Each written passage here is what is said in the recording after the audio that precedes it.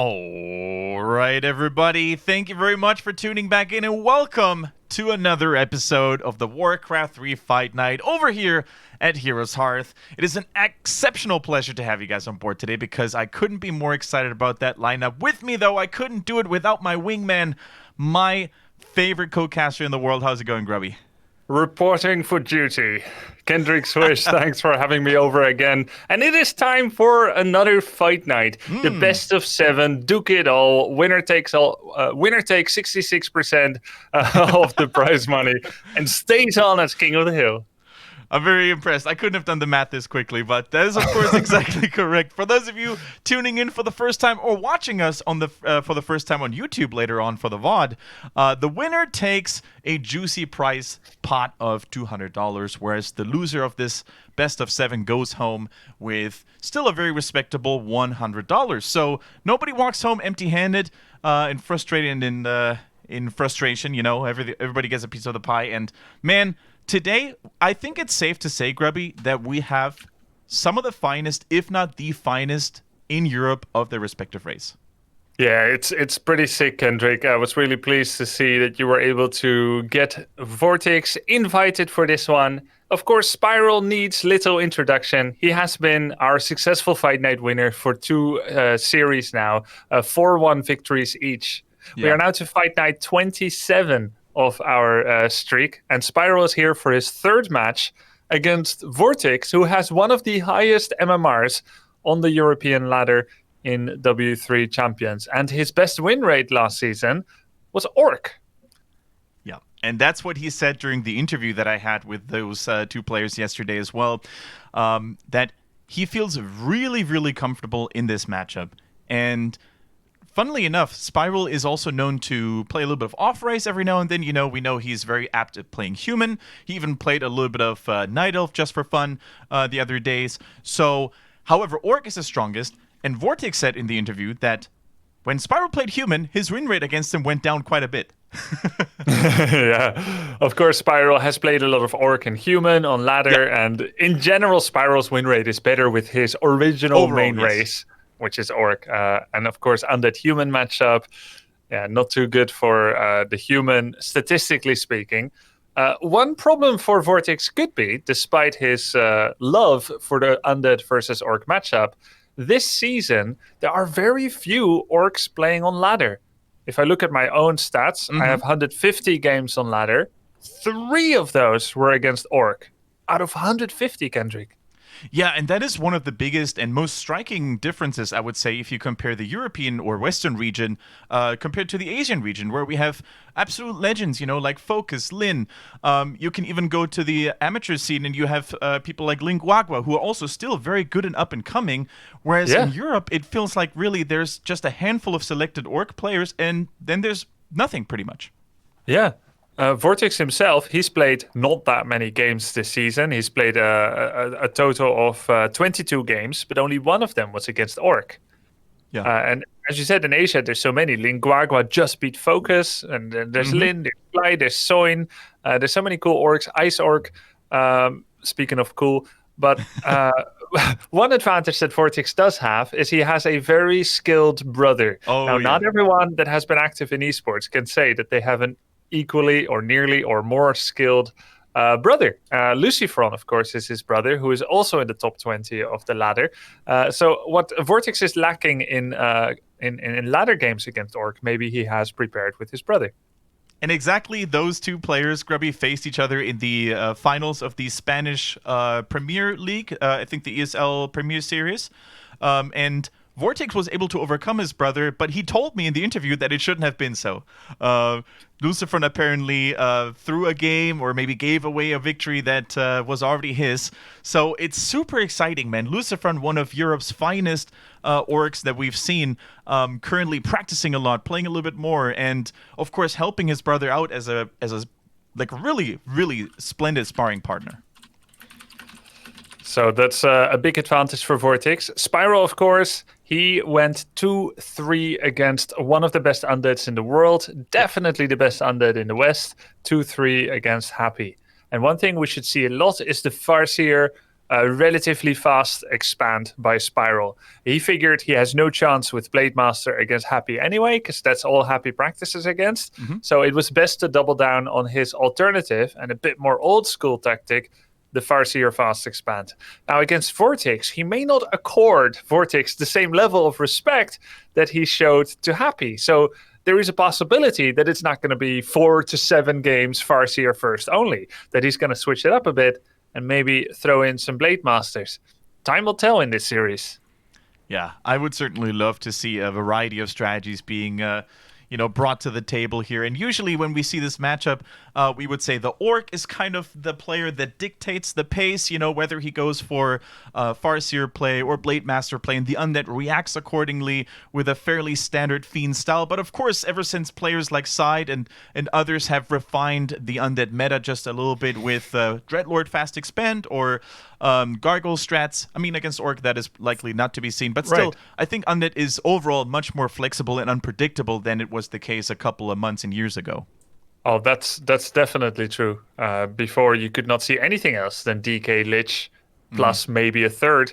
These days, we see a variety of different starting heroes for Undead. The question is it only Mad Scientist Side that will bring that to the table? Or might we see a little bit of that from VortiX as well?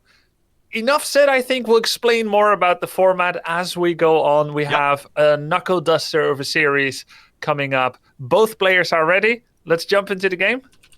Absolutely. The players are ready, so are the casters, and I'm pretty sure so are you guys. So grab your snacks, grab your drinks that you hopefully have prepared, and we're going to dive onto Last Refuge, our first map of the day. And of course, we already introduced those players. We're going to introduce them again, though. Spiral on the right-hand side, right top side, in yellow, representing the Orcs once again. And his Spanish opponent, one of the Blizzard game specialists, we can call them, being pros in several titles, is none other than VortiX. Juan Moreno Duran, VortiX. I don't actually know Spiral's name. Do you know? I know his first name is Tobias, but I forgot his last name. He was a bit of a mystery. He didn't even have a mugshot recently, but because of the ESL Meisterschaft, people now finally know how Spiral looks like. Yeah, and it's actually a shame that he hid his face for that long, because he is very presentable. Very presentable. Cleans up well, guys. Just thought you should know. First map is going to be Last Refuge. This is the map that they have neutrally convened to be playing on. As every player decides the map that they want to play should they lose. And the final remaining one, the 7th map, is the opening map. Statistically speaking, this map is a little favorable for Undead. But speaking about the matchup in general, it is one of the most balanced matchups on the ladder right now. Orc versus Undead. And it hasn't always been that way. And I think I speak for both of us, Kendric, when I say that we both love this matchup, isn't it? Absolutely. I'm always a little bit biased, just a tiny weeny bit, for the Undeads, playing the race myself. And I know, Grubby, that you have pledged allegiance, of course, to the Horde and the Orcs. But it balances each other out. We complement each other there. Yeah, absolutely. And another cool thing about this, Grubby, is what Spiral said. He's usually surrounded by a lot of fellow German players, when they practice. And in Germany, especially, we have a lot of strong Undeads. Mousesports alone has 3 of them. We have X-Lord, Juan, and Ente. And so Spiral told me he always has to endure this petty complaining about Orcs being so strong against Undead, and he's the only bastion really defending the matchup in the Orcs' favor. But I agree overall. I think it's tipped out to a rough 50-50 quite a bit, as, the more I would say Undeads have adjusted over the course of time. Yep. You spoke a little bit about it. The starting hero flexibility. We've seen Lich first, Dreadlord first, Criplord first, DK first. All work for Undead against Orc, even in equally skilled matchups. DK, of course, being by far the most common. Yeah. For Orc, we've seen actually Shadow first, Farseer first, and Blade first, depending on the map. Spiral's going to go with the Blade Master here. So cool. Recognizing that it's a little bit tougher on this map to get the early expansion, and is most likely going to play an extended 1 versus 1 base situation on this map. Yeah, this is already so cool to see, and of course Last Refuge is a very good creeping map. It's fairly large as well. You have many different places to grab some decent damage items on the Blade Master as well. Already has 2 circlets. Of course, I think one of them was bought. So were 2 of them bought? One of them was bought. Yeah, he got the one from the creep. Immediately left after the item creep. Came here to interrupt the DK creeping. This worked. The level 2 troll remains. Then Spiral quickly sectioned off his blade to kill the poison creep without his grunt present, so that it does not get poisoned. But good skeleton scouting by VortiX allowed him to see the creep route. He followed up, and Spiral left the Gnoll Warden, the Purger, at 170 life, so that it cannot get coil stolen. And now we get to a pretty interesting position where both players are essentially locked up with each other. Yeah. I feel like this happens a lot more in Europe than in Asia, and I'm not 100% sure why. But usually when both players are like this, neither can afford to leave, because there's this really valuable Gnoll Overseer, and if the blade leaves, the DK will get it, and vice versa. So it's this extended, they're shackled to each other, and I usually don't feel like it's fantastic for the Orc player when that happens. Yeah, and if one player were to leave, then the other player would probably have a good read on where they could go next with their current percentage of Heroes Hearth, and what other creep camps might be of equal value. So you give away a little bit of your defense and your map's strong position. So I'm fully with you on this one, Grubby, and I think the more time goes by, the more fiends, the more skellies can be spawned, and at this point we can really see what happens here. VortiX can take a fight against units quite easily, just needs to be careful of his DK though. Speed scroll being popped by Spiral, and he's on the chase, tries to go for the body block. Nice routing, nice pathing here, really gets the body block through, and I think the DK is just gonna die just like that. Wow, okay. That, Speed Scroll and Windwalk have an interaction where you can exceed the maximum game speed, or you can reach the maximum speed in the game. So when you Speed Scroll and Windwalk simultaneously, you will actually travel more distance than if you were to use the movement speed boost of Windwalk, and then subsequently the Speed Scroll movement boost. Together they are multiplied. And you can use that to do a lot of chase potential on a hero. Oh, almost a steal by VortiX, but not quite. And that was a good assassination on the Death Knight, and really a bad start for VortiX there. Spiral got the better end of the deal. Very true. He's approaching close to level 3 now after killing that last trapper. And I also like the intelligent play that Spiral has shown here. Not just windwalking through the DK, like you said, but going the way around with that amplified movement speed and cutting off as much ground to the DK, who didn't have aura yet, as possible. Yeah, that's true. No aura, no regen. So in the end, this locking each other up, shackling each other, that worked out for Spiral. He got enough hits on the DK, and VortiX could not get away, could not heal enough. Finally gets his level 2. Spiral gets Gloves of Haste and the Blade level 3, and it's going to get pretty tough for VortiX to be creeping with a Blade 3 lurking around. But Blade did not bring heal solves, so even if he were to steal any creeps, VortiX only needs to put a bit of damage on him to send him away. But Spiral, he's not actually going to go for harass or creep jack at all. He's just going to go straight for the Ogre Lord. Yeah, he does something that not a lot of people do when they play Orc, you know. Normally it's solo creeping. You want to get that Shadow Hunter up to the level 2 to level 3 as fast as possible to have him be the mid-game carry, ideally at level 4 at some point. But no, he takes full experience with the Blade Master as well, even using him as a tank here, and goes for an early red camp. That's how strong his early game was. Of course, only steals the red item from the Ogre Lord himself, and then looking fantastic. I mean, he only got a Medallion of Courage, but that honestly is not that bad. I mean, it's pretty bad, but it could be worse. Yeah, I mean, it's no agility. It gives 8 stats. Circlet gives 6, including agility. Shadow Hunter, I think, later on if he wants to keep it. That's true. And he should have probably done that already, because he's going to be hexing during creeps. The funny thing is, for a Blade, it's practically worse than a Circlet, even though it's way higher level. So that's probably not worth it. You think, oh my god, so cool, he got the Ogre Lord. But it's always about, what did he not get? A better item, Endurance, Unholy Aura, Claws plus 12. He didn't get any of those things. And then, of course, what he didn't get... What's that? The Fiend was burrowed and the reveal was there, but he's the reveal was by VortiX. Yeah. He wanted to prevent the steals. But he didn't get a great item, and that's pretty slow creeping. That also cost him 4 healing solves. So that's 133 gold just in healing out what the Ogre Lord damaged. So yeah, that was disappointing for Spiral. Oh, I see Knopf in the chat. How's it going, my friend? Did you know, Grubby? I met up with Knopf today. Yeah, I saw the picture. Yeah, he made a trading plan for me. I just sold my soul to the devil. You should be in good hands with him. Professional trainers. That's nice. Good luck. Yep. Okay, here we go. Another scouting attempt coming in from Spiral. Going in aggressively, actually, right onto the statue. Frost Armor, of course, thwarts these plans quite a bit, but it's really cool to see how Spiral knows his limits, not overcommitting, and how active he is will on he the though? map. Will he overcommit? Oh, he doesn't no. have. I mean, there's no second. There's no heal solve. There's no invul. There's no heal pot. There's no way that Spiral should try to steal that. Of course, there was no Nova yet on the Lich, but that was risky thinking. Yeah, absolutely. You know, we all know these clips from the highlight reels when Blade Masters get a little greedy and their body tells them one thing and their mind is telling them something else. But yeah, this time stayed cool. Cool item for VortiX. True Shot Aura. Plus 10% damage on Lich, Fiends, and statues. Look at that plus 1 damage. Lovely. In the meantime, Shadowhunter has Greater Mana Potion. Huge. Very good. Very strong, of course. And we see that Crypt Lord, by the way. It's so cool to see the Crypt Lord more and more in action. And this trend is not going to change.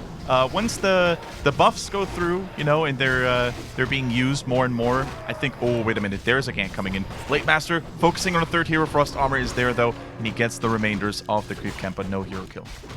Yeah, one more final goodbye message by VortiX was to Nova Focus Fire the Troll Priest level 4. Didn't get the tome, did get the experience from it. Crypt Lord is now level 2 with spiked Carapace. A poor item was dropped. Hood of Cunning, Agility, and Intelligence on the Lich. I mean, that's still pretty good damage. It's 4 damage straight up. It's attack speed, it's mana, a little bit of armor. It's not the worst, but again, not what you want. They traded Ogre items equally. That is true. And that's another cool variety factor in this matchup, isn't it, Grubby? The third hero choice of the Undead. We see Dark Ranger, we see Dreadlord sometimes, if they want to go old school. Crypt Lord, we see Pit Lord sometimes. You know, there's, depending on the situation, really, I think Undead's players sometimes have personal preference, but also adapt to what hero roster the Orc is fielding. Yeah, true. And VortiX, one of the few that plays Crypt Lord. So let's see how that plays out. Should be quite good against Headhunters. And good on this map, to be honest. This is a narrow map where chokes are often forced in fights. Little comment there about what Spiral did. There is a play where you get Blade 3, Invul, Lightning Orb, and you go and attack and kill a statue. He did just that. But the ironic part is, trade it. Oh, wow, he catches a statue with the Raider. Will he? Yeah, it looks like he prioritizes the camp more than chasing down the statue. The Raider was already in position. Shouldn't chase too deep, the Raider, that is. Otherwise, that's weird. I think it's not grouped. Oh, yeah. But the point is, he didn't need to use Invul. It's such a common play to use Invul to trade for a statue. The statue was dying without the Invul, and the blade was not even remotely under threat. He used it anyway, so he's a bit like doing what he practiced in a situation where it wasn't necessary. Yeah, now of course we see the undead attack by VortiX going for the burrows. Fortified defenses are not there yet, so this costs a lot of peon mining time. Of course, the trade-off is a TP, but what did he get? I think it was 2 burrows, a couple of peons die there as well. I think that was overall a good trade, especially if you consider that fortified defenses is just now ready. It seems like VortiX smelled it at the right time. Yeah, that was a really sick play, and it shows that VortiX has his hand on the pulse of the Orc lifeline. He understands where Orc can be weak, that sometimes Orcs will decide to skip the fortified defenses because they figure, Undead never attacks anyway. I mean, when you look at the losses, Torrent Totem Cancel is huge. 2 burrows, 3 peons. You know what that means? Spiral will never, ever expand. When you lose the peons, the burrows, the totem, you look at the lumber income for the Orc, you look at the gold income, and even if he could afford an expansion, he won't have the peons for it. Instead of having 7, he has 4 peons. That means he cannot transfer 5 and still keep 2 peons on lumber. So VortiX is operating under the knowledge, with the entire map cleared of creeps, that essentially he's the one with the expansion advantage. So he's just gearing up for a fight, an arms race of items, Invul Potion, Is he getting protection? Is he getting heal scroll? I'm not sure. Oh, dust and invul. Nice. And he has an expansion on the left. Yep. And he can just try to basically create space for that. He's in a fantastic position.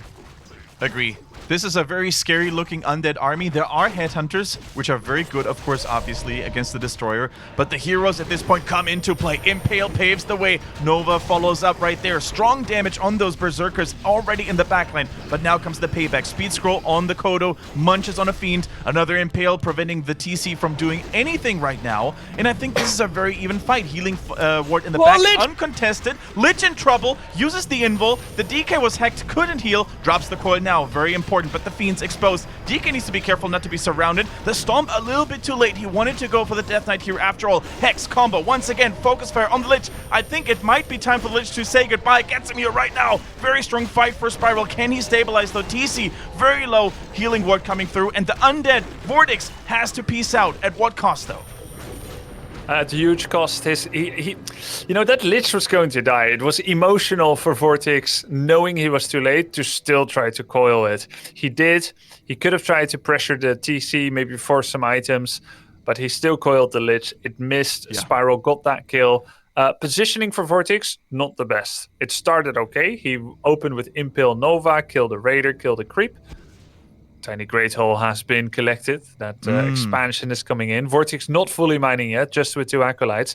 But yeah, the positioning there was not fantastic for VortiX. And he doesn't have his Lich now. Typically, Undead will immediately rebuy the Lich from the tavern. And he does do that. But the cool thing is, he kept the option of retraining it from Altar, just in case he couldn't access the tavern. Yeah. So he cancels the Lich, rebuys it, but now his expansion under pressure, economic advantage, never materialized. Yeah, quite the opposite, actually. So far, this has cost VortiX more than it benefited him. Of course, the resell is an option if he wants to do that, but he has to catch the Orc army right now. And what I liked about Spiral's positioning in that last engagement was how he split the heroes from the Headhunters, so the entire army couldn't get stunned by one Impale. This was really, really well done. Here we go. Round 2, though. Blade Master this time in trouble. Use the Windwalk, is safe for now. Fiend's Focus Fire, Destroyer Focus Fire. Can he save the Lich this time around? Good mana count, strong invul, and VortiX is about to strike back. Speedfall is getting popped, and for now, it is Spiral's turn to defend his expansion. And now VortiX goes to defend against the Grunt, but allows himself to get flanked by the TC and the Shadow Hunter. He goes straight for the Lich. The Lich does not have invulnerability anymore. There's still a Stomp, there's still a Hex. Lich is getting attacked. The Coil, is there a premeditative Devour on the DK? He does. The Coil is on time. He blocks out the Blade Master and focuses it back. Oh, and the Blade Master falls. Level up for the Shadow Hunter, though. It cost the Undead a lot of resources to get that Blade Master. There's still a lot of Orcs unit left available. The statue is about to fall. A new one is in place, though, and Spiral has to fall back without his main damage source. I don't think he can take that fight anymore. It's really cool to see this back and forth between the two players. Who can kill each other's prime DPS source first, right? Lich or Blade Master? And while it was Lich the last time, this time the Blade Master had to bite the dust. And Blade Master cannot be rebought from the tavern. Look at that lumber income. This is echoes from the past. The burrow destruction spree by VortiX, slowing down the expansion, which is only mining with 4 peons. No, 5 actually. The Great Hole is too far. That's why it looks weird. And not enough peons at home. A tavern rebuy on the blade costs about 120 lumber right now. He does not have it, so he has to remake the blade from the altar. It's only 30%, being pressured here by an undead army with 3 attack upgrades. He is able to make use of True Shot Aura even better because he has so much raw baseline damage. Oh, this is so insane. Nice observation there about the lumber grubby. Very true. Without this first prime attack, he couldn't have reaped the fruit of his harvest there. The fruit of his labor. There we go. TC's in position, getting focused immediately, only has a healing scroll, and I think this fight without the Blade Master is going to be so hard to win for Spiral. TC is trying the best he can, but without the Blade Master to share the damage and the attention, it's just not enough. Speed scroll once again needs to be used to evacuate. Buy enough time as humanly possible, but this expansion I think is one for the Goners. Of course, the more time goes by, the more power the Crypt Lord gets into his belly as well. Close to level 4 already. That hero, by the way, these Impales have been absolutely lethal. Yeah, Impale does nearly as much damage as Shockwave, costs only 10 mana more, and also stuns, unlike Shockwave. Yeah. Of course, Criplord doesn't have Endurance Aura, which is a big downside, and Impale renders units invulnerable. That means that the Lich, Destroyer, and Fiend shots that are in the air won't land. But in the new patch, Impale will purely be a boon to ranged attacks. They will still land. Can you imagine how strong VortiX would look like if this was new Criplord? It's crazy. Oh yeah, I think a lot of Undead players are very excited about that change coming through very soon here. Shadowhunter this time choosing to, or not choosing, but getting the focus of the Undead player. Focus fire shifts now onto the units. I think this is too much. Spiral is losing unit after unit. The Raiders and the Grunts are falling like flies. Nice micro healing scroll being used by VortiX as well. Of course, he now lives the luxurious, lavish life of an Undead with 2 bases. Very strong looking here indeed. Lich untouched. Strong item, by the way. The Illyria's Flute of Accuracy really paying off dividends right here. And for all it's worth, Grubby, the Spirit Walkers are more of a hindrance than a benefit right now because the Destroyers get free food for the Devour every single time. Yeah, that's true. And of course, normally Spirit Walkers are good for removing Howl of Terror, Curse, Skeletons, and Frost Armor. And then Spirit Link is like a maybe if the Undead doesn't have or doesn't want to go Destroyers. That's not really the case here. The only thing Walkers do, they don't do any damage here, pretty much. They can't really disenchant much. There's only a few Frost Armor. What they do here is try to make sure that this massive damage coming out of 3 attack upgraded Fiends doesn't insta-gip his heroes. But Link is a double-edged sword itself. As you said, Destroyers will eat it. They will empower themselves with bonus health, mana, and damage. Alright, at least the expansion is starting to run again for Spiral, but of course VortiX knows about that, and he knows that he's in a commanding position at the moment. DK level 5, Lich close to 4.5, getting a very strong damage boost here as time goes by, of course. Nice DK coil onto the Invul, and of course that is payback time. That's what the Crippler was waiting for. Another Impale going through. The Tisei says goodbye, doesn't have protection anymore. There's only so many healing waves that the Shadowhunter can dish out. And now the Hail Mary desperation move coming in from Spiral. Hopes for a couple of lucky crits against the DK perhaps, but it is just too much at this point for VortiX. The Spanish player takes the lead in a very, very solid late game. Yeah, this is pretty crazy because this is a game where Spiral's creep route paid off okay. He got the Circlet, which is the best item that you can get, together with Claws maybe, but Circlet costs more. He found the DK, stopped him from creeping, then killed him, then got Blade level 3, then got Ogre-Lord. And his Shadow got Greater Mana Potion, and he crept his Shadow to 3 before any fights. Everything you could possibly want to have happen as an Orc happened. Of course, there's some things that went less his way. His enemy found True Shot Aura, which is a big deal. But for the most part, VortiX just methodically ground out a victory. Yep. In a game where he lost his DK level 1. That should be a little concerning for Spiral. I think that should be very, very concerning. This is, like you said, Grubby, that was a picture book start for any Orc player. You had a level 3 Blade Master at the same time that Death Knight dinged the aura. And that is very, very impressive. Now, of course, there were some things that Spiral then did a little bit differently, more extraordinarily, like having the Blade Master creep the red camp. Of course, normally the Orc player then goes for a single creep Shadowhunter, tries to steal some items, harass some units, or maybe even steal experience as well from the Undead. But he didn't do that. And maybe giving the Undead too much freedom to recover was a little bit of a mishap there. Yeah, that might be it. I mean, that's definitely a decision that deserves analysis, retrospection later. Not definitively wrong, because that Ogre-Lord could have been Brilliance Aura, and then maybe theoretically later he would get his own Ogre-Lord, and he would have both of the high-level items and have a great late game against the Undead. But it was a lackluster item. He didn't manage to secure both Ogre-Lords. Of course, there's many other micro decisions, and I don't mean unit control, but small decisions that influence the entire flow of the game. I think VortiX's key play was killing the burrows, great upgrades, and keep in mind that attack are worth more when you find True Shot Aura, and just a really patient play, smart expansion locations, leveraging the high ground and actually near where the Orcish expansion is. And another cool thing about that expansion location, by both of them, there was one creep camp left on the map. the turtle level 7 in the corner. And this is kind of a death trap. If you go in there, you're easily creepjacked. If you were to expand somewhere else on the map, then when you're defending your expansion, you'll never get that turtle.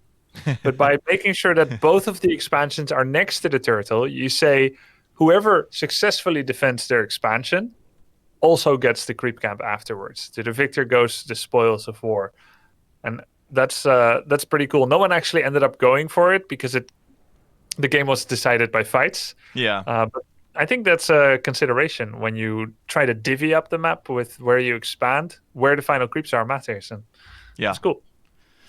Yeah, I think this is a really nice replay for people to analyze after, and using the decision making by both players as an inspiration. Because, like you said, if Spiral does a certain number of things differently, perhaps the game is a different one, and if VortiX just doesn't go for that one timing attack against the burrows, maybe the whole game turns out differently, because Spiral will have much more pressure on a really, really good time base.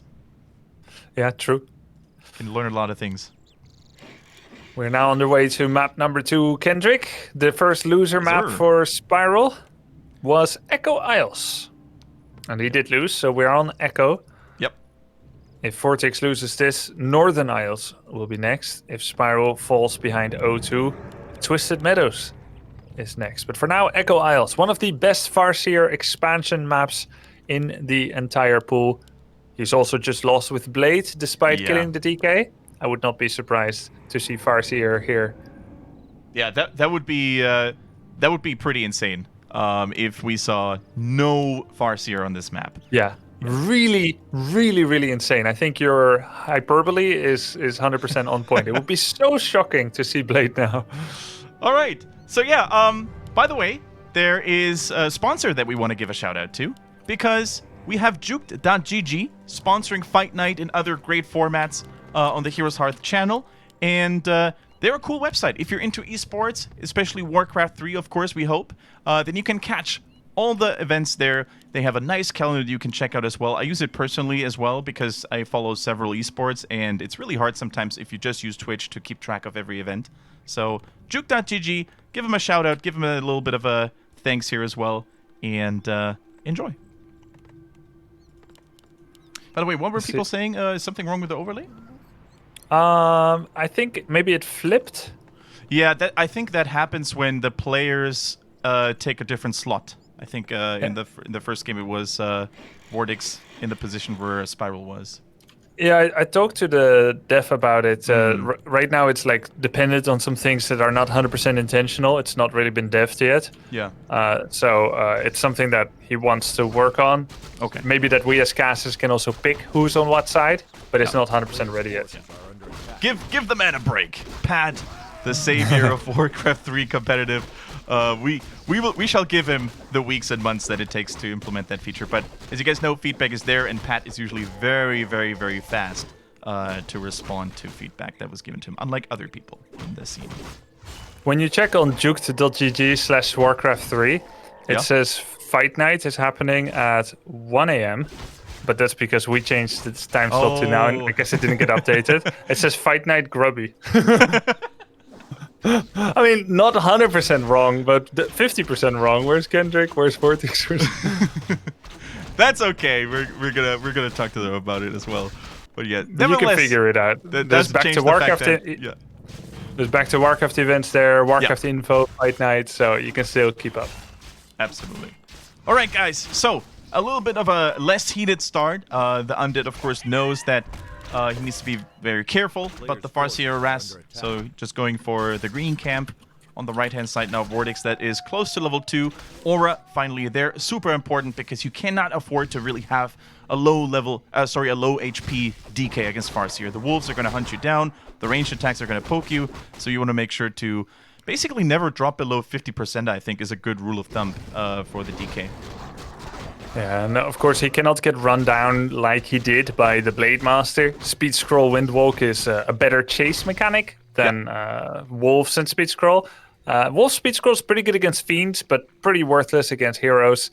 Now Spiral, he went for his very gradual creep route. Green, green, Expo. It's now cleared. Doesn't mean he will immediately expand, but a peon is on the way. And he's farming for level 3. VortiX does not realize this very procedural creep route. A, B, C, and then D. And VortiX is like, could it be the shop? Maybe he wants his own shop. It makes sense to check the shop because VortiX now has eyes on whether Staff of Teleportation is available. This is a popular harass mechanic against acolytes. Farseer runs in with wolves, chain lightning, blows up a few, electrocutes a few acolytes, and then staffs out to safety. He sees there is no staff. That means he knows that if Spiral wanted to harass acolytes, he would actually have to commit his town portal. Ogre Mauler has a weird AI mechanic. I was going to mention that, yeah. If you lock up a creep for too long, it gets an anti-mazing mechanic, and it will like get angry at one target in particular. This time it was the Death Knight, and he will chase it. Like even if you use all the other AI manipulation techniques, like attack that unit, that unit, he's like, nope, DK only. Is that only with the Mauler? No, every creep. Okay. If you like lock it up, it's because he used creeps. VortiX used units below the left troll trapper, which the ogre couldn't get to. And if that happens long enough, it kind of drives them crazy, and they pick a target and just like go for it.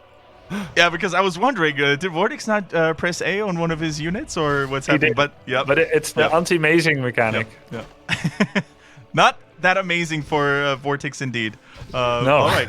And that, of course, I think it's actually super important to highlight this, because if that hadn't happened, he wouldn't have lost as much HP on the DK, and he wouldn't have lost so much time as well. So now he cannot prevent this expansion in any way, shape, or form from happening. Yeah, that's true. Spiral is using a build where he gets the quick Feral Spirits level 2, and he's positioning very defensively. This feels very human versus Night Elf-like, human versus undead.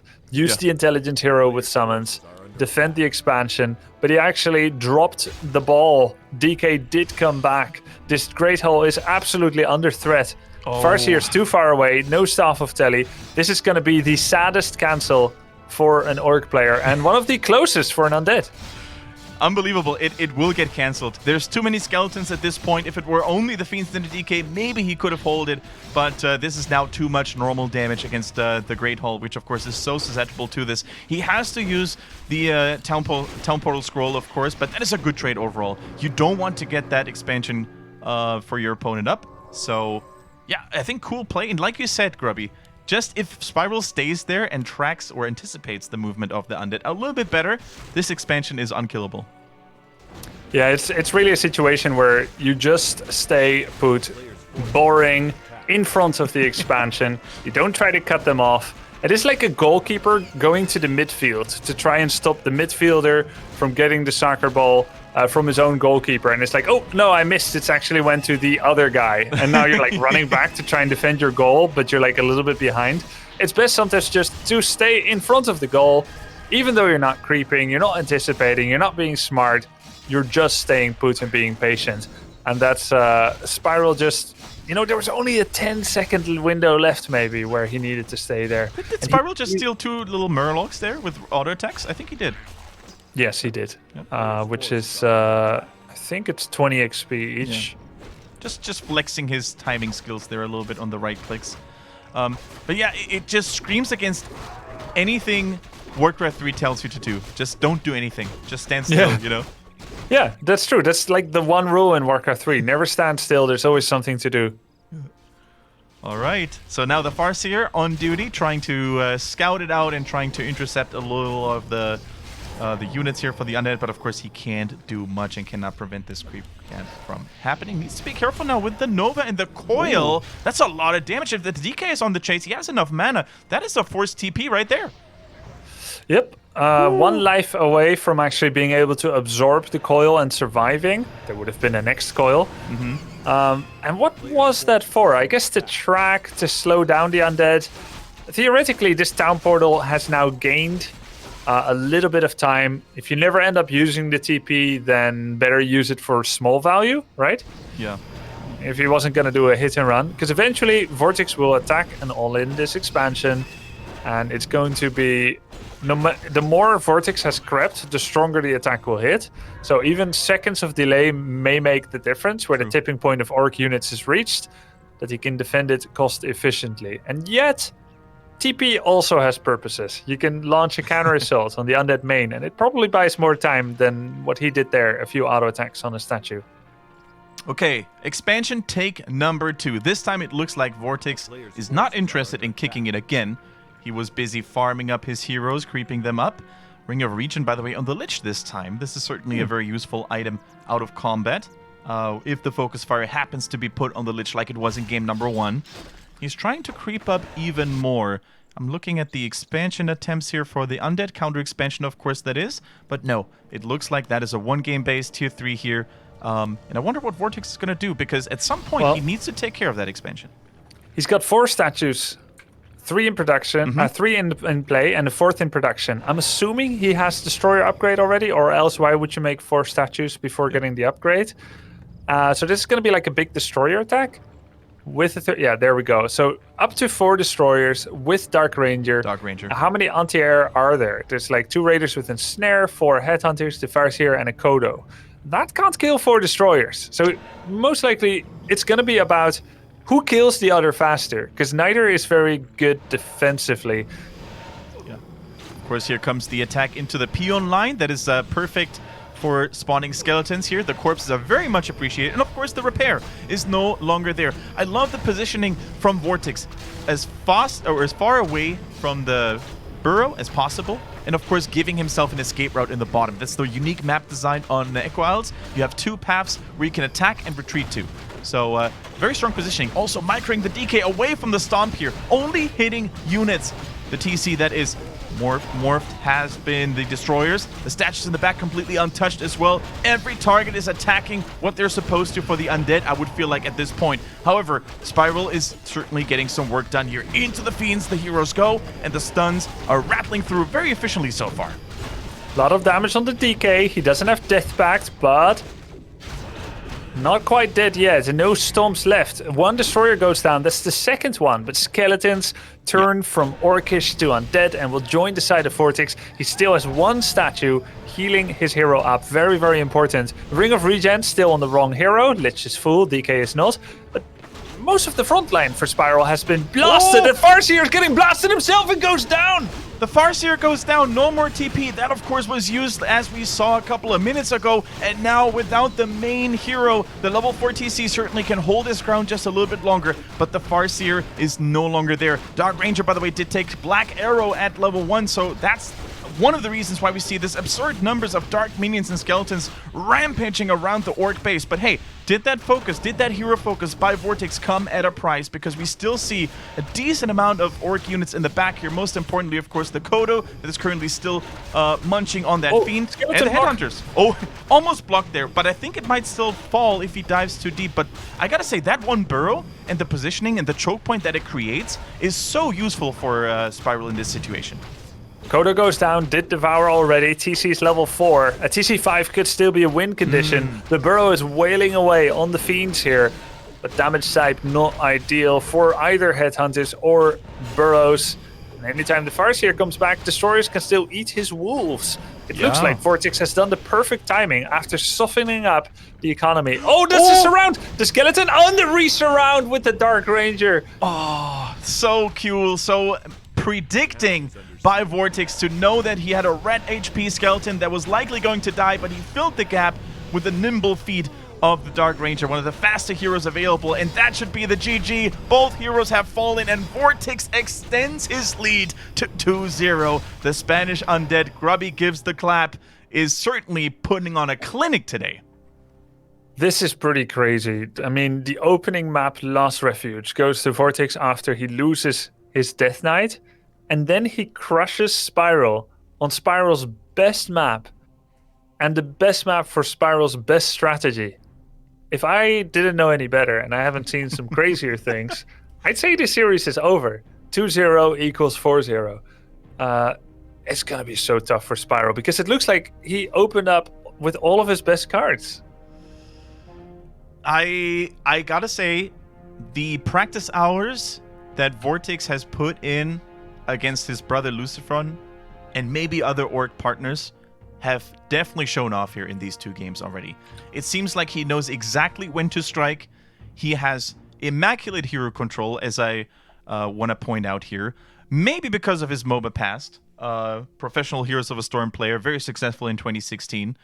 But his DK control was just so strong there. Not once did he get hit by a stun at a crucial time. He always had the coils.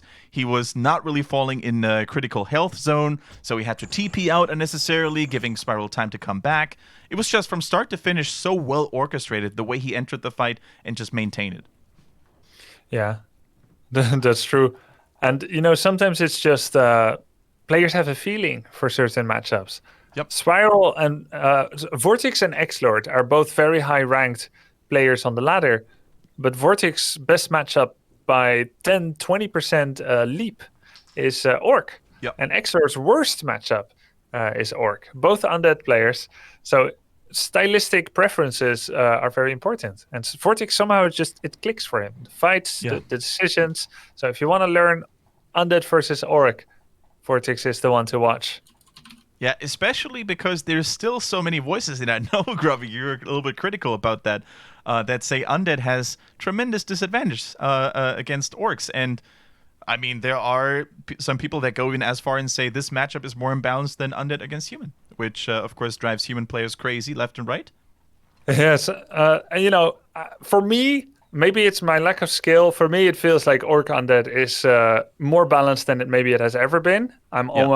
I almost feel like saying it is balanced, but I just read an interview from Lin, the best orc in the world. Oh, yeah. What did he say? He said that it was a bit vague, but he said that he thinks a number of things favored him when he faced 120 in the finals, including the balance of the matchup.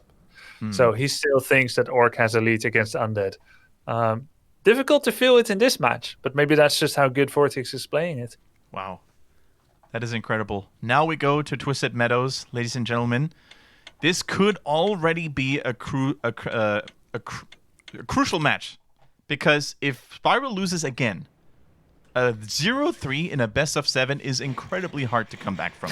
It has happened before, but you need to have exceptional form and mental fortitude to really pull that off. And against VortiX, like you said, an Orc Undead specialist, that is it's going to be tough. Very hard. And one of the most beloved Orc versus Undead maps, Terran's Stand, is actually hidden at the end as VortiX's third pick. Yeah. So we'll only get to Terran's Stand once it's 3-3. Yep. There's or 3-2. Yeah, if Spiral gets 3-2 ahead or 3-3, then there will be Terran's Stand. So there's a good chance we'll never even see that map in the series. Very true. Makes me a little bit sad. I have a tiny little preference for Terran's Stand that not many players share. But look at this building positioning, Grubby. Spiral going with the barracks very close to the Goblin laboratory, and for good reason, right? Yep. You can do this with any hero, but it's almost always with the Blade Master. You pull the Rock Golem between the barracks and the woods, and then you close the gap with a Windwalking Blade, summoning wolves, a Serpent Ward from the shadow, or just walk up with the TC. But that's a bit harder. But yeah, the easiest is with Blade. There is a 3% chance that Spiral messes it up by himself. Doesn't always go 100% correct. Yeah. But it's pretty rare. The better players are, the less often it happens. Acolyte, though, can also cause some disruption. Will VortiX do so? He should know this opening. I don't know what he's doing now.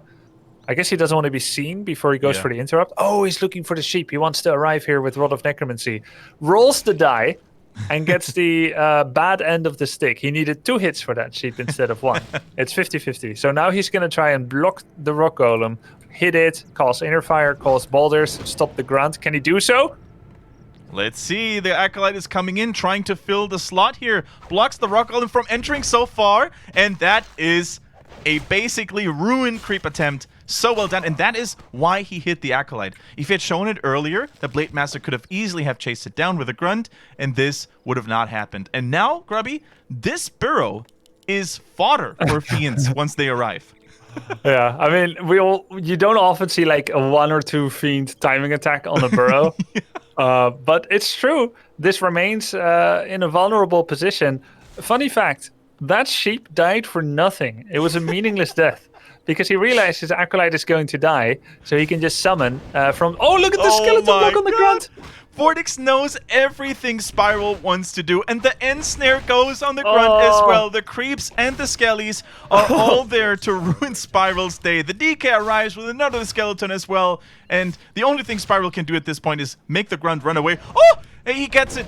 A deny. At least one thing goes Spiral's way, and 2 coils were used for nothing. That was 102 health. Grunt. It was a greedy coil. There is a reason to be greedy. He just wanted to leave. You could always check first, but maybe he's like, I'd rather get on the map quickly to check for other things, even though I don't get the XP for the grunt. I find it unlikely, though. I don't think 60 XP is worth giving up. So more likely it was just sloppy. He threw it. He left. And yeah. XP denied, so Spiral can have a small smile amidst his cries. Yeah, because if you look at the Blade Master inventory, that could be, at this point, so much stronger if that poor little acolyte hadn't been there. Don't you want to know the item now? It would be cool as an observer if we could see all the items. Indeed. It could have been like, well, it wasn't worth it anyways, or, oh, there's a big item for him, you know. Yeah. What would you rank the top 3 items that you can get from this camp for a Blade Master? Number 1, Quel'Thalas. Number 2, Scourge Bone Chimes. Number 3, either Ruined Bracers. Against Undead, yeah. Yeah, to get a head start on the nukes, or Rope of the Magi. You start by having more Windwalks, you then pass it to the Shadowhunter, who then has more Hex and Heal Waves. True. There you have it. That would be a cool feature indeed, because all items, of course, in Warcraft 3 are predetermined. They don't. Are they, though? I don't think they are. Because when you save this game... I thought it was. And when you save the game now, you find it's Quel'Thalas. You load the game, you find it again, it's not Quel'Thalas. Oh. So it's not locked in at the start. There's some kind of white noise, maybe listening generator or like time-based generator that determines when you find... it actually rolls when you find it based on some kind of inner metronome. Okay. Interesting.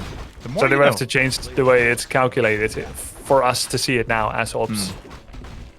All right. Golem, second attempt, different camp. Let's see if Spiral can get it. Yep, it's finished. Potion of Greater Mana. That is certainly nothing to be complained about, especially later on once Shadowhunter enters the fray. Tier 2 has arrived and the Shadowhunter is on the way. Beastry in production.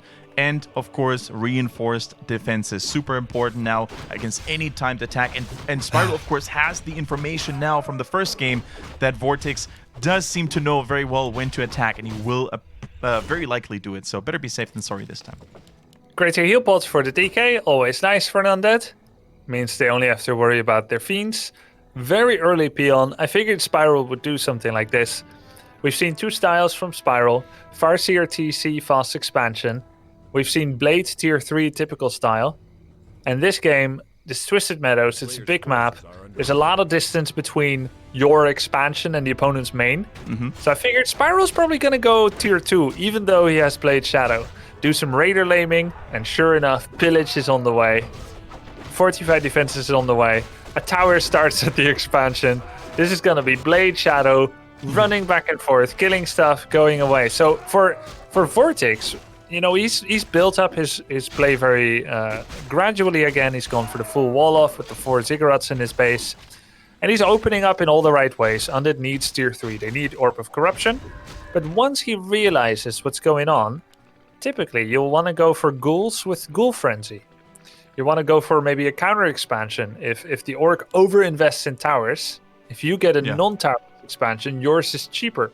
If they're laser focusing on your main, hey, you have an expansion. So there's many ways for VortiX to deal with this. Frenzy, early attack, killing the expo, or getting one of your own. Yeah, very nice. Very nice. All right, so what is VortiX going to respond with here? Because that tower is a clear indicator of what's going to happen. And of course, with those early reinforced defenses, it's much harder to kill than it was before. Nice items so far. For both players, I would say. The Lion Horn is certainly great against the Blade Master. Stops a little bit of the Fiend harass that he can dish out. And on the orc side of things, we see the crystal ball against undead and bird fiends. That is basically a free reveal. Very, very useful. A gargoyle is coming out by VortiX. Is this to stop Zeppelin attacks? I can only presume that he... Wait, did he cancel the Garg? He did. I think he canceled it, yeah. He either cancelled it because he misclicked. The obsidian statue... No, the abomination hotkey is the same as Garg. Yeah. Or he's using grid hotkeys and he clicked the wrong thing on the crypt. Mm-hmm. But it's possible that he was getting a Garg either for the Bat Rider harass style that sometimes happens, or for Zeppelin run-bys on his gold mine. This is actually a very effective playstyle for Orc. Or it could just have been a misclick. Grubby, by the way, the Blade Master's dropping dangerously low because he didn't have the Invul this time. And you mentioned crazy Invul potion plus harass on the statues is usually a great kill, especially after gaining access to the higher levels of critical strike. But now he didn't have it. So with the frost armor and of course the double hero focus, Tinker third attack. Okay, this is a strong attack against the Great Hall. Maybe VortiX expects it to already be finished, so we would have the clockworks from the Goblin Factory as additional damage, especially when they explode. Great damage against buildings. But anyways, it's basically a strong statement. He wants to stay there. He wants to kill the expansion and stay. He scouted the Raider run-by style and is going to use factories to provide blocking between two buildings so that the Raiders cannot walk close enough to the Black Citadel. And Clockwork Goblins provide so much meat shield. And here are the ghouls blocking the way. A Spirit Tower coming through already as well. The Blade Master had to, of course, invest more mana, and during all of this, the attack against the expansion was successful. And VortiX, with deflecting so much damage, you know, and buying so much time with great positioning, might not even have to use the TP scroll. Yeah, the Tinker bought one heal pot and actually beat the Blade, who doesn't have a lot of items. The Gloves of Haste are not on him, he doesn't have a lot of protection, Blade is dropping, Ghoul Frenzy is done, Tomb of Relics is being remade, there's a Spirit Tower. Tinker is holding this by himself, and this is pretty discouraging for Spiral. He's barely winning against the Tinker and 3 ghouls. In the meantime, DK Lich are going for his peons. One has gone down. Burrows are fortified, but they're skeletons. He's gonna go for it. Yeah, he's gonna go for it. Despite the fortified armor, he doesn't care. He has so much damage at hand. He can focus down peons, of course, as well for extra experience. But now the Tinker, probably neglected because of multitasking needing to be applied here by VortiX, goes down. So many Ziggurats are now in peril as well, and I think maybe with the Raiders and the Grunts and the Blade Master, he still might have the edge over the Undead when it comes to dealing critical damage to the other's economy. Both players, I think, at this base race are coming with bleeding body limbs after this. 3 peons have gone down, 4 the peons have gone down. Oh! Blade Master's dead. The Blade had TP, he didn't see it! Spiral is not able to handle the multitasking here. He does get the Black Citadel here, and he pillaged it for all it's worth. But he's losing peons, he's lost the Blade Master. There's nothing left at home. There's a Raider coming out, but that's pretty much it. He cannot even remake his blade. Yikes. Yeah, the Blade Master is in the Altar of Storms. If that one doesn't get destroyed by the undead forces, then he might have that hero back, and he needs it really, really badly. Peons are on the run, trying to body block some of the undead heroes maybe to prevent the altar from getting destroyed. But of course, VortiX knows now. He focuses all of his attention onto that one building. There's no way in heaven that this can stay alive. So the first hero for Spiral will not be back. Both players just racing each other to the death, it feels like. And while there are hardly any peons left, there's still a couple of acolytes mining and trying to buy as much time and repair as possible. These 2-3 Raiders can go down so easily. Yep. Goes for the Shadow Hunter soon. though. Shadow Hunter dies! Oh my god, VortiX! He came back at the right time and dropped the hammer! The gold mine is about to fall. Let's take a look at the resource tab here right now. VortiX has lost almost all of his resources, but hey, who needs resources when the opponent doesn't have any heroes anymore, Grubby, right? There was enough gold to remake the gold mine, not enough lumber, but I don't know if there were still ghouls anywhere. Yeah. But yeah, the problem is he had no heroes nor a way to make them. There's a potential that he lost the blade on purpose. He had a TP on both, and he figured, I'm not done with this base trade yet. Spiral couldn't have won a fight at home anyway. He TPs, he dies. So I get it. I thought maybe he sacrificed and traded his blade for the Black Citadel. And yeah. That was on purpose, I think. Yeah. The shadow, maybe so not so much, but it is hard. It is not a common sight for undead players in particular to win a base race against orcs with raiders and grunts and blade master. This is definitely not common, and I think it was mostly just VortiX staying cooler than a Spiral and staying more awake when it comes to multitasking. Both players basically had to shift between armies and home base all the time to see what's going on. And if you just stay 1 second longer at the wrong part of the map, something terrible might happen, especially in an undead base with ghouls, tinker, slow shots, spirit towers. It's super dangerous to be there for too long. Yeah. I gotta say, most of the base trading that people hype up in undead versus orc, I think I was responsible for much of it in the 2005 to 2010 time span. And there's a few things that changed. One, people counter it better now. They get Ghoul Frenzy, they stop only making Fiends, they leave some defenses at home, and Ghoul Frenzy ghouls are quite good against Raiders. Secondly, there is a nerf on Ensnare, a big nerf. It used to be 12 cooldown, 12 duration. Now it's 16 cooldown, 10 duration. Yeah. So Raiders aren't as good at shutting down acolytes and mining and stuff. So, and then, of course, the new style of orc base laming is usually with a Zeppelin on the gold mine. Kill the acolytes, ensnare the acolytes, stomp them, hex them, kill the gold mine, get out. Do it once. But like the extended base trading of I keep going with speed scroll to the undead base and they keep like not being able to defend. That is actually not that easy or common anymore. Yeah. There's a Coil Nova and a Raider is dead with a little bit of focus fire, and the trades just don't become that good. But still, despite all that, VortiX shut it down he premeditated it so well. Yeah. Like Tinker, sending the Tinker at home, early frenzy, it was done by the time it was needed. Yeah. The towers, that was just really, really beautiful, putting on a clinic, and he's got a very deserved 3-0 lead against Spiral now. And these things, like the Tinker in the base with the Clockwork factory just blocking the way for Raiders to not reach critical buildings, that sounds like the most logical and coolest thing to do ever. But first of all, you need to have the idea to do that, and then you need to have the mechanical prowess to be there in time, dropping it at the right location. This is while you're attacking an orc base, mind you. So this is incredibly hard to pull off, but we have seen that VortiX seems to be the master of timings, the master of knowing when to inflict as much damage on the opponent as possible. Yeah, and that's a scary thing. There's always games where you have certain playstyle, any matchup, and you feel like, I'd be pleased if I got away with this. Yeah. And oftentimes you do, because people don't know all your weaknesses, the risks you take, the game of imperfect information. But I feel like in a lot of those where you say, I'm not going to get 45 defenses yet, and he got punished. Or he's like, I'm going to pull my units 10 seconds earlier away from my expo. I'm going to creep this Mercap. If I get it, I'll be level 2.2 TC, and I'm going to be in a great position. Insurmountable. And he got punished. And then this game, I'm going to do the Rock Golem level 6. Got stopped again. Like, nothing Spiral has tried actually worked out. And what is he trying this time? It's going to be Farseer. Mm-hmm. There's a chance to go Shadow on this map. Shadow first. You can go Blade. You can go Farseer. Farseer and a heavy fighting style is most common on Amazonia. How will VortiX deal with it? Well, I certainly like that Spiral is trying several things, and it's all on the line for him right now. The winner walks home with $200, ladies and gentlemen. The loser only gets $100. And Spiral is our 2-time back-to-back champion in the reigning Fight Night series.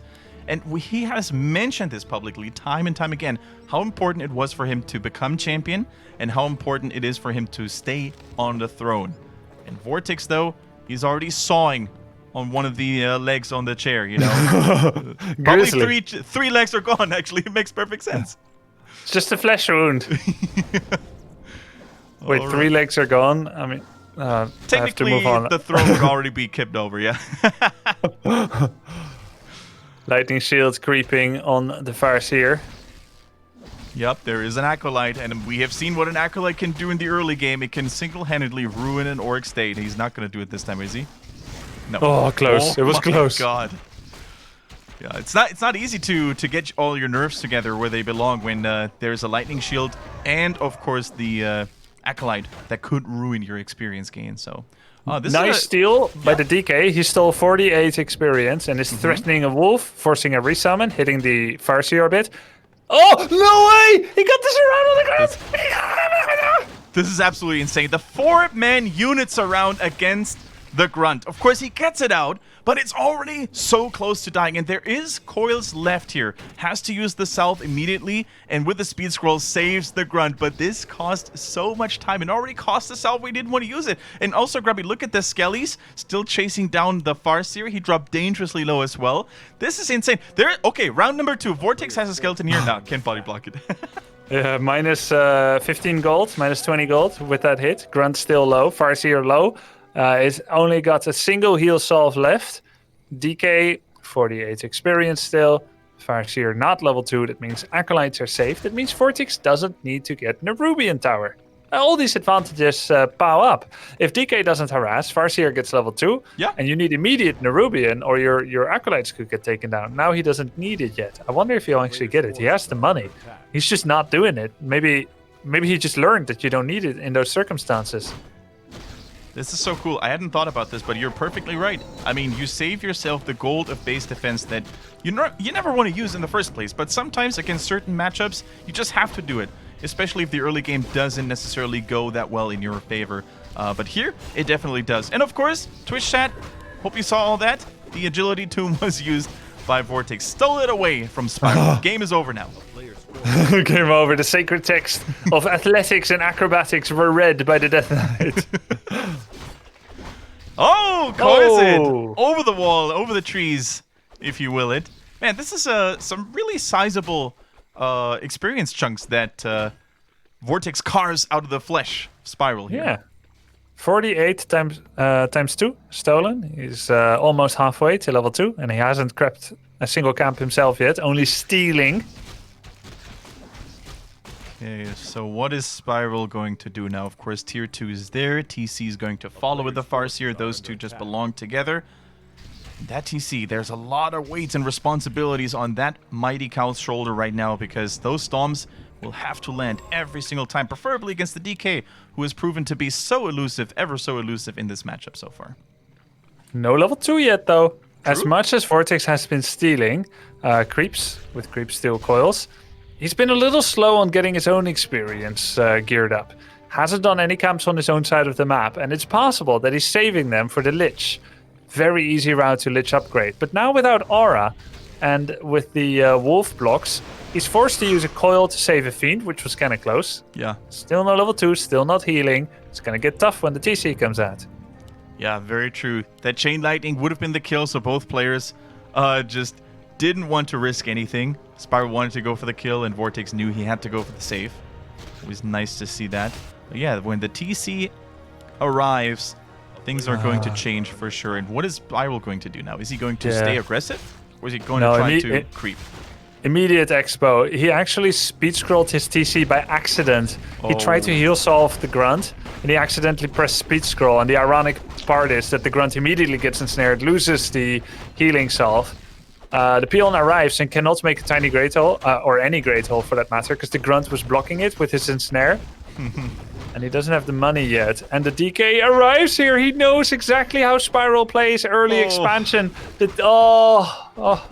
When you read your opponent just too well, that's what happens. You have to TP before the DK even arrives, because you know against someone like VortiX, who has read every single move in this series so far, it's not going to go well.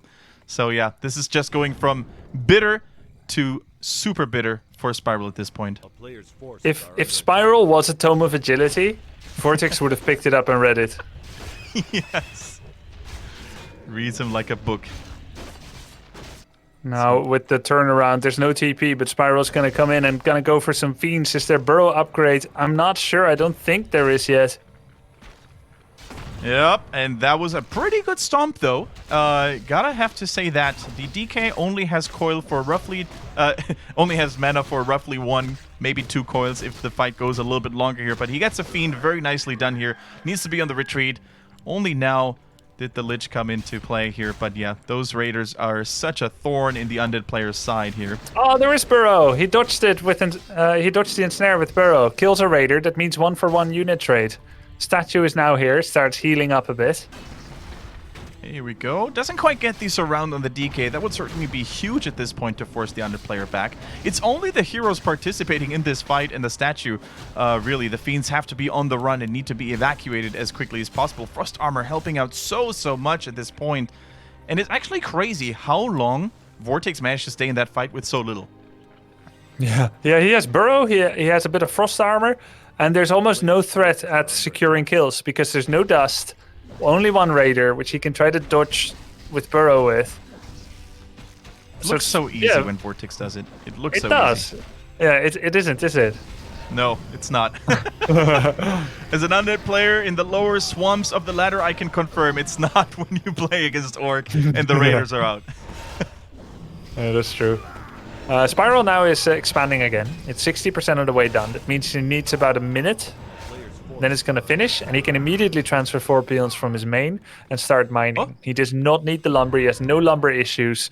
So Spiral finally is going to be in a good economic position. We can see that VortiX is not going to contest it. So for the very first time in 4 games, Spiral will get to play comfortably. He will play to the rules that he set up in this game. That is true with the expansion. So what do you do if you're VortiX at this point? Third hero, of course, is of the essence if you want to do something against that expansion relatively soon. Last time he went up against the Orc expansion, he chose the Dark Ranger with Black Arrow early to get a couple of extra skellies from the peons. Question is he going to do that again? For now, it looks like he just wants to get critical level updates for the Lich. Level 3, you want the Nova. True. And if you look at his economy, he actually made a 5th ziggurat when he was like 39 or 42 food. That means he's preparing for 60 food. So it's much more going to look like the Echo Isles game, where he got up to 4 destroyers. He never actually got 4 at the same time, but 4 statues. And he's doing that again. 3 statues are out, 4th is coming. And the great part of delaying his 3rd hero is that he's still under 50 food. If you get the hero first, then statues, you are 52 food, getting your 3rd, getting your 4th statue. The order he's doing it at, he gets to leverage the full income that no upkeep offers. Get all your statues on the field. Now he can hire Dark Ranger. And now every 100 gold that he gets is a destroyer. So this is like his 53, soon 55, 57 food timing attack. And this is roughly when he's strongest. But Spiral is a little better off than he has been in most of the games. He himself is 55 food. That he is. Look at the items, though. Items looking very strong on both sides, but the damage on the Lich is what drives some tingles on my skin right now, because that, if he doesn't get stopped, could very well spiral out of control, and no pun intended here in this one. The Destroyer, though, saved last second with a coil, needs to be evacuated, and that is exactly what happens. DK now deep in the ranks of the Orc army. The Dark Ranger! He forgot the Dark Ranger! It's still chilling at the tavern having a bit of a pint! Oh no, this is insane. How much of a game changer that is. The TC is uncontested. There's no silence. There's no Black Arrow that was killed even to kill or help killing the headhunters. And he pulls it off anyways. 2 heroes only needed. Deals a lot of damage to the Orcus forces right now. The Lich is out of control with a Mantle and the Orb of Corruption. Level up for the DK as well. The statues are still standing as well. The Destroyer is still alive. VortiX is just flexing every muscle that he has. Yeah, maybe he wanted DK4 quickly, so he didn't bring the Dark Ranger. I half expected her to come in with Life Drain now. Oh. Okay, finally it's here. Destroyers are getting focused down here. The one with full mana goes down. Good job by Spiral. He still has 1 War Stomp. Next Destroyer gets ensnared and gets focus fired. Dakota is still eating a Fiend.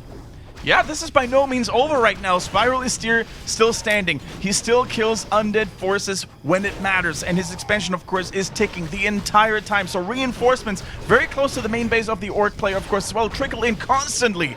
Strong focus fire for now on the Destroyer. The DK is completely dry, has no more mana to support anything in the backline. TC level 4 as well. Could this be the first game for the German Orc player to reign supreme and defend his title? It is match point for VortiX, but it doesn't look like he's going to achieve it right here, right now. Good surround on the Kodo. There is no War Stomp yet, but there will be soon. He gets the Kodo killed. The Fiend pops out. Burrows survives. There is no dust of appearance. The Fiends are still alive. There is a town portal. He coils the Lich. This might be getting close to the time where VortiX wants to get out, but he actually puts a lot of faith in his heroes. That he does. Level 2 now for the Dark Ranger. Of course, she summons minions all the time with these black arrows. Gets another kill against the Grunt. While the unit count is looking a little bit dire for VortiX right now. Look at the minion army of the Skeletons. Great normal damage against the expansion as well. The hero levels are getting absolutely ridiculous right now. The Lich, such a carry, such a hardcore DPS machine at this point with the mantle, with the robe of the Magi +6. I mean, that frost armor and the Novas, everything was on point, but Spiral now reinforced.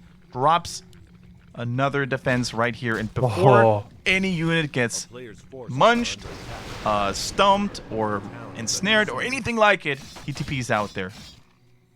So the gold mine is still intact, but we're in a situation where lumber has dropped low for Spiral, so he can no longer send main base peons to start mining. So he needs to wait for the trickle. 1, 2, 3, 4, 5 peons. It's going to take a long time. Yeah. All of them were killed. He kills the skeletons. They used to be his friends, but they are far more sinister now in the current iteration. VortiX, he knows he has time. He bought a mana pot, went to creep up some small dregs on the map. Now has to decide Invul and fight or Granite Golem. He's near both. Okay, Invul Potion on the Lich here. Mana doesn't look as great, though, for the Undead Heroes, so I'm not sure if VortiX can take a very long fight. Of course, there's Dark Ritual for the Lich. He can certainly help with that, but it's only level 1. Did skill Frost Armor, of course, in the very early stages of the game. Now, let's take a look at that TC. Grubby. Level 3 Stomp is where it really, really gets back into the Orc's favor, at least a little True. bit. Yeah, there is, of course, silence and no dispel, but then you can invul your TC to break through that, and that's all you need, usually, to win the fight. But all the peons die again. 50 versus 50 food. Better heroes for VortiX. Spiral with a strong anti-air army. In comes the first two ensnares. No more destroyers. He's going to go for them. He's going to go straight for the statues, not going for the army units, recognizing that the sustain is coming from these Egyptian statues that offer health and mana. Big war stomp incoming. Lich has been war stomped. No damage coming out from him. 2 heroes were stunned by the TC at the same time, but these headhunters, so crucial when it comes to dealing with destroyers. One was morphed here to save the statue a little bit more, but they're also so susceptible to that AoE, wicked AoE damage from the Lich here, and one silence goes through after another. I think with those skeletons on board, level 5 DK is definitely in the game right now. Level 5 for the TC. Does he have enough mana? Yes, he does. Drops 1 right here, right now. Focuses now on both agility and intelligence heroes in the back at the same time. It's hard to decide which one to save and which one to potentially let die. He keeps the Lich alive, though. Certainly a wise choice with all that damage, with all that protection that he offers to that fight. He micros him very, very well. Stutter stepping his way to victory potentially against the Coda right now. Spawns another big minion. Level 3's, level 2 dark minions right now in the fray. Kills a Aphelion, though. Spiral that is. Spiral, remember to start remining peons, rebuilding peons halfway that fight, but they're getting attacked once again by a squadron of their fallen comrades. 5 skeletons. TC in the meantime taking damage. Never did TC get focused until now. He still has the greater invul, did not use it to block the coil. This invul will last a while. He heal solves under it, so he will survive the next death coil. That is very true. The destroyer is here, though, could interrupt the healing self effect if the potion were to run out, but it does not. TC safe for now, buys a potion just to be super safe, runs back into the fray, though, to drop a stomp. Needs to be so careful. The Nova is almost there, but only a level 1 Dark Ritual. Not enough for now. He has Cloak. He can Cloak, but there's a Dust on the Farseer. He can just coil the TC. It's still within kill range, and he does! Coil on the TC. GG's. Well played. VortiX wipes the floor with our 2x Fight Night victor with a 4-0 score. I could not have predicted this, Kendric. When I met Knopf earlier at the gym, signing my contract and selling my soul to the fitness devil, I said to him I was expecting a 4-2, maybe a 4-3 in favor of VortiX, because I knew VortiX is good, and I knew that he has practiced a ton lately. But I did not expect him to take down one of the best, if not the best, European Orc player at the moment, who has taken down the Muslim, has taken down Kevin next time as well. And never before did we have, since we changed the format to a best of 7, have a clean sweep, you know? Just clean 4-0. First 4-0 of the best of sevens. May there be many more. Here, here. For Espanyol, for VortiX. Wonderful. I mean, you look at the orcs in Europe, the competing orcs is Cash, Spiral, Cooper. Mm-hmm. Did I miss any? There aren't that many, and Spiral is among top 3. The most recent relevant tournament, he was second place. He was the best orc. He is. And VortiX just dismantled him 4-0. Of course, VortiX is a bit more adaptable than Happy, usually. When you're that good as Happy, generally you don't need to adapt as much. His execution is just insane. But still, Spiral was able to win 2 out of 5 maps against Happy, and VortiX just crushed him. And I feel like a lot of that could come from his experience in esports. He's competed a lot in StarCraft 2. Bazaar is also good. Yeah. That's true. Yeah. Thank you, Chad. He has a lot of experience in StarCraft 2 and learning to study replays, learning to counter them and come up with good creep routes and timings. That's something that apparently VortiX does very well. And it makes me very excited about the next fight night. And I want to see, I know we talked a lot about VortiX, but there must have been something in the preparation against orcs that certainly Lucifron contributed to in this matchup. I want to see where the path of Lucifron takes him in the near future in Warcraft 3. Is he going to keep grinding the ladder? Is he going to participate in more tournaments other than national Spanish tournaments? I think there is a lot of potential in Spain right now when it comes to Warcraft 3. And we're trying to get VortiX on the interview, by the way, guys. So hopefully he will share some wisdom and knowledge with us here. But Grubby, I think that was just an epic series. Not the most epic in terms of how many games we've witnessed, but just in terms of how one player can prepare for a matchup and just take it to the peak.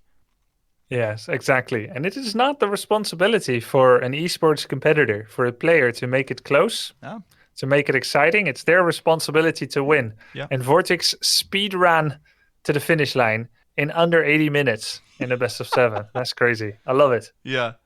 All right. VortiX seems to be ready for an interview. Just let me set that up. I did have a VortiX picture preemptively. It's one of my favorite pictures, by the way. That hoodie. You gotta hook us up with something like that. Looking so good. All right. Oh, it's a little bit big. There we go. That's more like it. Grubby, I'm going to start a new call like we did last time. And then we're going to talk to the winner. Gotcha. All right, guys. Man, I did not... Whoop! No, it's not over yet. There we go. Don't tune off. There we go. Okay, here's the picture of the legend, the undead king that reigns supreme this time. Okay, now we're going to get the man, the myth, the legend, VortiX in here as well, of course. And we're going to do this. Hello. Hello. Hey, VortiX, congratulations. Well played. Yeah, thanks. I really wasn't expecting it to be like that. Like I thought it would be a close series for sure, but yeah, really cool.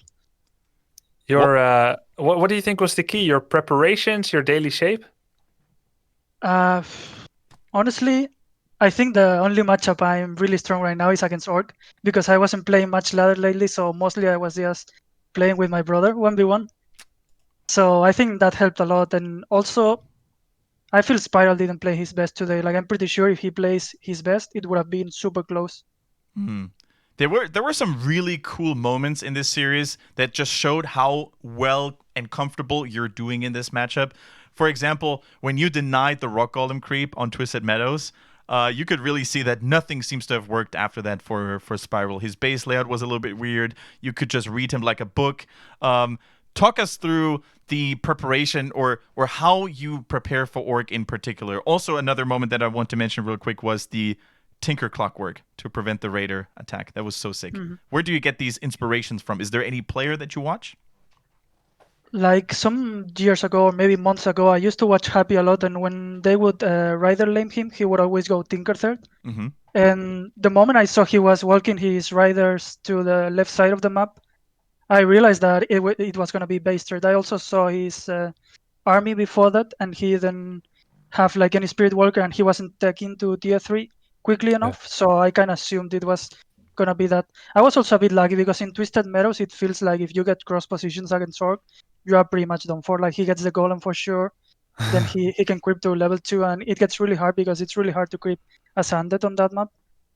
Yeah, you got a really So good position, and you controlled the acolyte so well. yeah, One meaningless sheep death, but you saw Hmm. that your acolyte was going to die, so you found a new place to summon the skeletons from. Great blocks on the ground. Yeah, honestly, like I think the best you can do with the acolyte is blocking the grunt, but instead I ran out like a bit too late and I had to block the golem instead. But I think if you block the grunt, it's really good because eventually it gets trapped and you can Yeah, pressure it. But then he tried to do it again when I was seeing him with a skeleton and he got trapped anyways, lost the grunt. That yeah. was really bad for him. I think from there it was wise for him to try some base trade or things like that because I think he was a bit behind. Yeah, that's true. And you were right. You were a bit late, and that only happened because you rolled wrong on the 50-50 of the acolyte, whether you were going to one-shot the sheep or not. Yeah, I actually spent like a lot of time looking for a sheep. It's actually pretty funny. The moment you need a sheep, they're always like hiding next to the creeper. That's cool. VortiX, in game number 1, it's the only game where you massively upgraded attack upgrades. And of course, a few things were different. He played one base tier 3 with Blade, which he only did once. But did you also do it because you got True Shot aura and you can then make more use of it? Or was it purely about the Blade tier 3 style?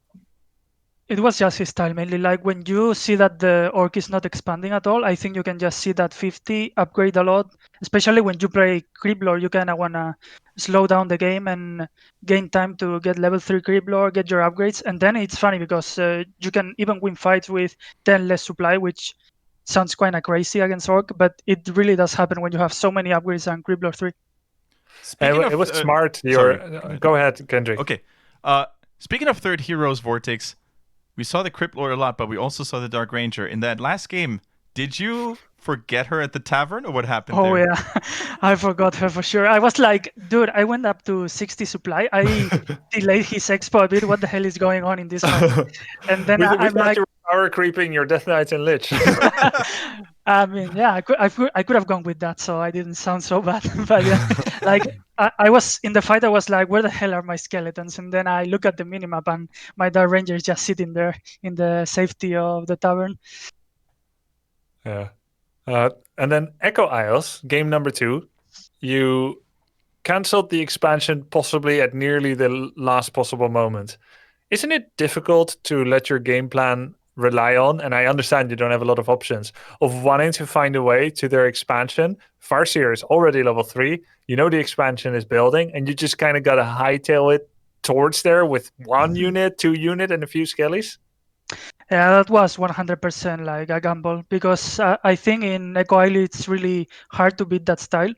So when I scouted the exact timing of his expo, I was like, I need to try to cancel it because otherwise it's gonna be super hard. He gets like Farseer level 3 too early, and then he Yeah. just pressures you a lot, and that means that you get level 3 Lich too late, and then it's really hard to make something happen because he's already like 60 supply or 70. So I just Yeah. took the gamble. I saw he was following one of my fins with the Farseer, and I was like, if I move it to my base, he's probably gonna suppose that the DK is also going to my Right. base with the other fins. And I just went around and it worked. But honestly, it was a gamble. If he was waiting just with the grunts, I think I don't get the cancel and I lose the game for sure. Yeah, I think so too. But you were a bit unlucky too. When you did the creep route on the goblin shop, you did like the full block on the Mauler so that he turned crazy and only wanted to hit Oh your yeah. You're gonna slow you down. I don't really know what's the criteria or something, but that happens like 1 out of every 7 games or 8, and I it's can so tell weird. you, I don't know.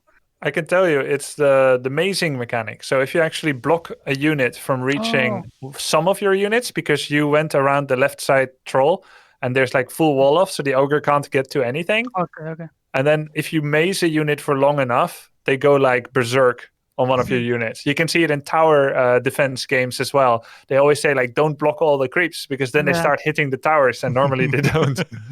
I was very confused because I was trying to attack one of my units with the DK to like Yeah, it doesn't use work. the other, and it doesn't work. He was just crushing. DK took so much damage. So Yeah, you speed ran to a 4-0 under 80 minutes. You didn't expect it. We didn't expect it.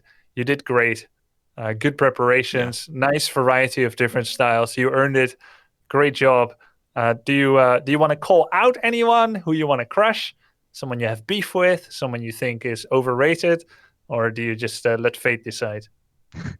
I actually played against my brother like 2 weeks ago on ESL. And I was really angry with myself because the first 2 games I played super bad and lost very hard. And then the third game, it was basically a throw from him. So I thought I should have lost 0-3 that series. I would love to play him again and have like a really good series where both of us are playing good and not throwing I'm pretty games. sure that's something nobody in chat would ever want to see. So maybe we have to consider someone else. I'm just kidding. That would be amazing. So you can actually do my work and ask him just quite easily. I'm sure he's gonna accept that. He wants to crush me after that 2-3 in the ESL Spain.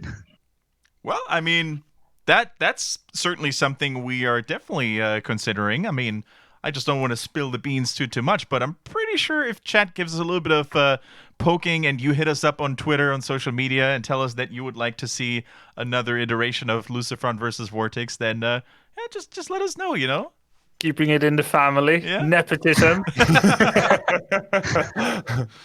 Cool. No, yeah, that's cool. You're definitely super strong against Orc. Yeah. I bet you don't want to tell us your weakest matchup. No, I can tell you. I think probably against nightelf, I'm really lost in that matchup oftentimes. I'm now trying a new build that I'm not gonna give up here, but it's actually going well with it. So maybe I will eventually get better on it. Against humans, sometimes I also, when I cannot break his expo, I get a bit confused, and sometimes I end up just running around the map, not doing anything. So those 2 matchup, I guess, Orc and Undead are my best for sure. And nightelf is probably my worst if I had to pick one. How big of a part of your life has Warcraft 3 been? You've done HOTS, you've done SC2, you're back to Warcraft. How serious are you about it? How much time can you afford for it? Right now, it's just fun for me. I have fun playing the game, and I play on my free time. I'm now finishing my career, which I should be in the next month. So I have some free time to play and stuff, but I don't see myself playing for like very, very long, for like 1 year, 2 years. I probably just play till the end of the year, try to do well on the circuit of ESL and stuff, and see how it goes. But mainly it's just fun for me right now. I'm not really committed to esports or competition in general. I said the same in 2003. No, but that sounds like a very healthy approach. It's wonderful to see your games again, and we are looking forward to your next fight night, VortiX. Congratulations. Enjoy your night and your weekend. Thank you.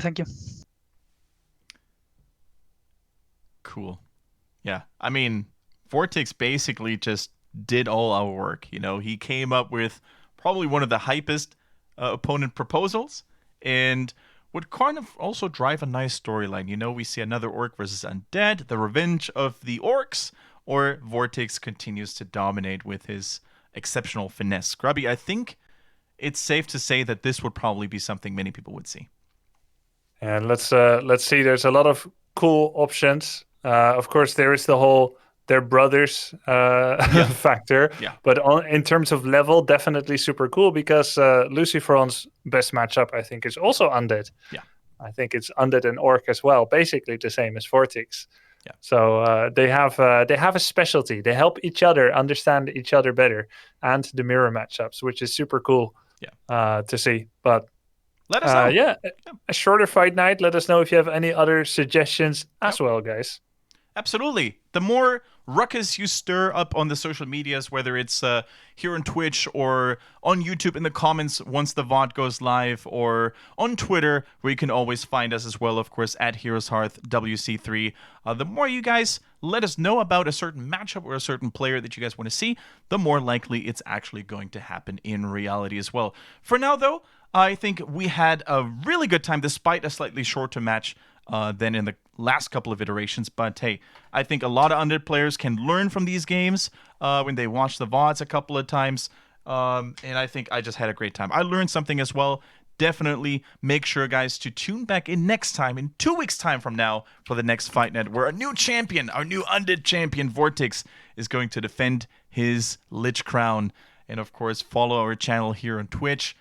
And subscribe on YouTube if you're watching. Check out Juked and all of our other lovely sponsors that make this show possible. And I think without further ado, Grubby, I'm going to leave you with the final words. Anything else you got going on today? Maybe a stream coming up? Yeah, I'm going to do some stream as well. Nice. Gonna go for the one-on-one stream, the ladder, the grind. So you can check that out on my channel next if you want, guys. Thank you guys for watching. Have a great rest of your weekend, and we'll see you in 2 weeks for the next Fight Night. Have a great night, everyone. Thanks for watching, and have a great weekend. Peace.